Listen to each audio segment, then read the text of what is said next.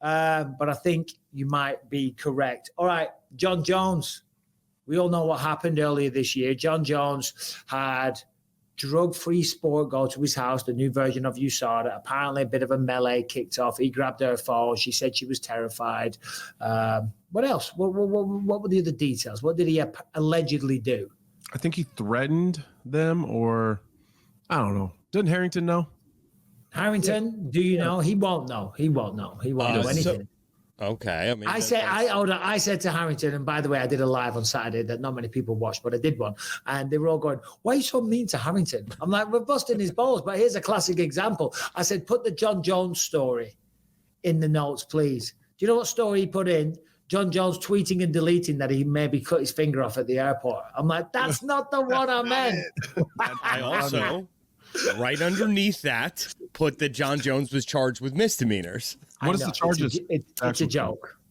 So he has been charged with assault, petty misdemeanor, and interference with communications. I guess that's from when he grabbed the phone. He stopped her from being able to make a phone. So he's been charged. So there's going to be a hearing, another hearing in about 30 days or whatever, where he pleads guilty or not guilty. Mm-hmm. And this is going to be interesting because if he pleads guilty, which a good lawyer will probably tell him not to, but, if he pleads guilty, they're saying that potentially there's a year in prison. I doubt he's going to get a year in prison, although he does have prior charges, but I doubt it. I doubt he'd do any prison time. Financially, he could afford to pay the fines. The fines were very, very small amounts. So does he plead guilty? Because he came out and he said, listen, I vehemently deny these allegations. It wasn't true. This is completely fabricated and utter nonsense. But you might plead guilty to get rid of it. But if he pleads not guilty, it's going to trial. Yeah, he'll plead not guilty for sure. Yeah. Unless they settle it. I don't know. Maybe they'll have him write a couple checks to those two testers and let him go on about his business. Yeah. It'd be kind of interesting if it went to trial, though. You know what I mean? Because they'll live stream it on TV. Oh, yeah, like the Alex Baldwin trial? Yeah, it'd be like the MMA version of Johnny Depp. And what was she called? What was it? Amber Heard. Amber Heard. Yeah, Johnny Depp and Amber Heard, but the MMA version. Some drug testers and then he came and he took a shit in my car. It's what a fun trial. Jon Jones just can't stay out the news for the wrong reasons. You know what I mean? And if this did go to trial, he's supposed to be fighting Stipe in November. November sounds like a long way away. It's not. This year's flown by. We're almost in August, September, October, November, 4 months. And we don't know how early into November the date will be. Could be the start of November. Right. That's around the corner. And then now he's got a trial. I kind of stuck up for him at the beginning of it because it is a pain in the ass doing the whole drug testing thing. And if you don't have ones that are, I've always been lucky that my drug testers have always been pretty cool. They're fairly respectful of your time. They're fairly respectful of the inconvenience that they're creating for you. So they've always been, they show up like, hey, I know it's not the best time. Sorry. Let me get this sample and then we'll get out of here. And they're very respectful of my family being around, or I'm out doing something with some friends. Like, not that they don't test me or that they don't do their job, but there's a way of going about it that's a little more respectful and I don't know, just understanding that this is an inconvenience for us big time. And so, but I have had one. I've had them before, like not here at home or in Denver, but like just been out somewhere and they just find some random person and they just, somebody you've never had before. And sometimes they can be assholes and they have this power trip or this, like they have some sort of power over you and they want to boss you around, point their finger at you. And like if he got like one of those bad ones, I understood him because he's a little bit hot-headed at times. I could understand him kind of flipping out and, yeah, if he was intoxicated. Yeah. And apparently he was having a party. So he was, I think he was drinking and had some friends over. And if they show up and they're starting to be assholes and they're kind of being disrespectful at times, I could see him kind of going off. Now, once you start touching people and taking their phones and stuff, that's a problem. It is. But like if you're just being an asshole to them verbally, that's kind of in his right. Yeah, it's not against the law, I don't believe. Certainly you're in your own home. We don't want to repeat the entire show that we did earlier this year about it, but it's all about perception for the most part. It's about perception. You know, some people may take somebody of Jon Jones's stature being a little bit aggressive and can handle that and be like, whatever, the guy's frustrated and all the rest of it. He's just annoyed and I'm doing my job and I get this all the time. Or you get some other person that's like, oh, he's going to kill me. You know? It's all about perception, but they've charged him. So I guess we'll see what happens. I think I want to start with Nate Diaz. Okay. Well, Nate Diaz obviously fought Masvidal last week. Turns out he was guaranteed $10 million. Good for him. Great for him. Congratulations to him and being able to negotiate that purse up front. Let me just read it here.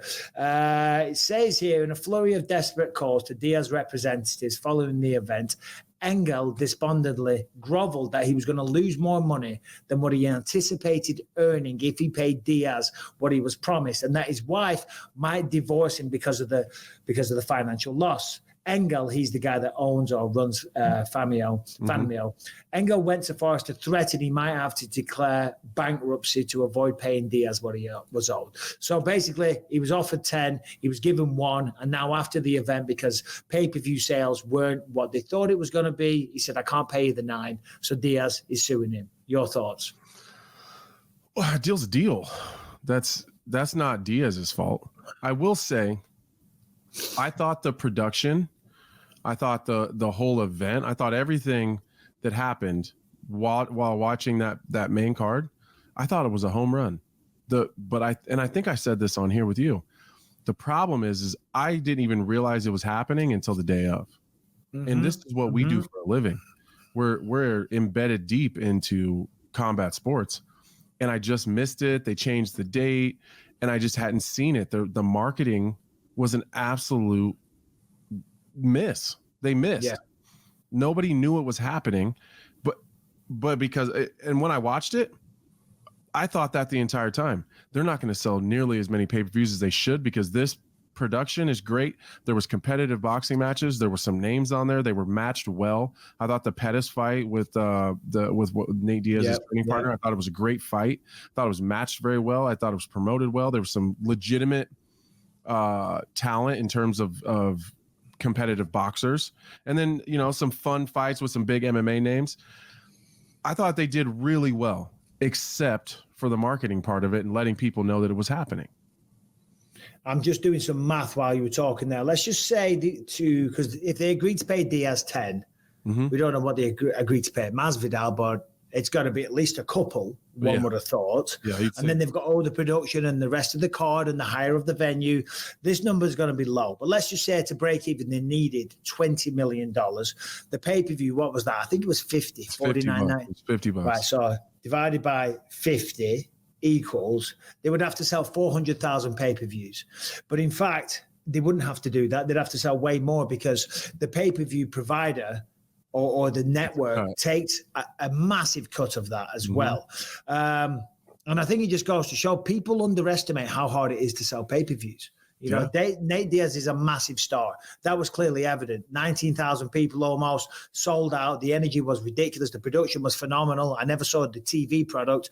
Masvidal, of course, has a cult following. The date being moved, to your point, is a fantastic one. And Masvidal stressed frustration with that to me when I spoke to him.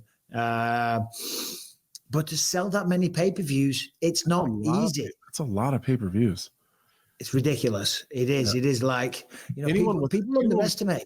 Anyone that's not named Conor in the UFC, if you sell 400,000 pay-per-views, it's probably a pretty good night.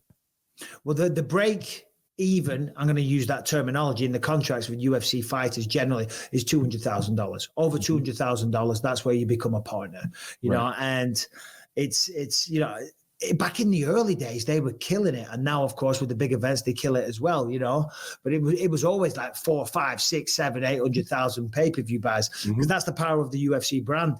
And the problem is when fighters leave that and they go away, they think that the buying public is automatically going to follow them. And it's just not what happens. Like I was a part of an event when I grappled Chael Sonnen, and they had Who was it? They had, what's his name? Roy Jones Jr. in the main event. Big name in boxing. They had Rey Mysterio from the wrestling world. And they had a bunch of like big names from different elements of combat sports. They sold next to nothing, right? Lost a fortune. And their reasoning was, well, everyone's got all these social media. They've all got Twitter and Instagram. If they all posted on there and all this and they do some interviews, we're going to get all these people from all these other avenues. It sold nothing. It sold next to nothing. You know, it's amazing that we got paid, but we did get paid. And I think that's the shitty part. Like, if you make a deal, that's the deal. You owe Nate Diaz $10 million. And honestly, I don't understand why people always want everything to be a home run right away. If you put on this great event, maybe you're going to lose some money in the process. But for anybody like me, I'm sitting here telling everybody, I would if that same promoter puts on another event, it almost wouldn't matter who's on it. I'll probably get it because it was done so well. Boxing moves a little slow, so the pacing of the fights was a little slow. It was a little late, but other than that, it was fun to watch. There was good interviews in between. There was a lot of celebrities there. The production value was cool. I would probably buy another event, and I would tell people like, "Oh yeah, you should watch those fights. It's actually a pretty good show." Like, maybe you make money later on, and you throw an event that is a lot cheaper. You don't have any Diaz versus Masvidal on there, and then you make money down the road. But to be honest, you're absolutely. If you bankrupt yourself, that's a problem. Well, they messed up by offering Diaz $10 million.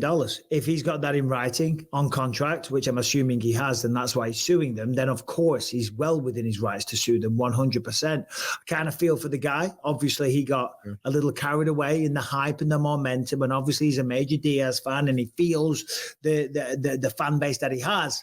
But it doesn't translate. Certainly in modern day and age when people are all bloody illegally streaming that stuff as well. It was hard too to buy it. Like, it wasn't an easy, like, I'm a push button person. Like, I'll almost buy anything if I think it can be a little bit interesting. I'll almost buy anything if it's just really quick. If I got to like figure something out and create an account and like log into something, I got to flash it over here. Like, if I wasn't such a big Nate Diaz and Masvidal fan and really wanted to see it so we could talk about it on here and have educated conversations about it, I might have said, forget it. I'm out of here. Yeah. Because it was a pain in the ass.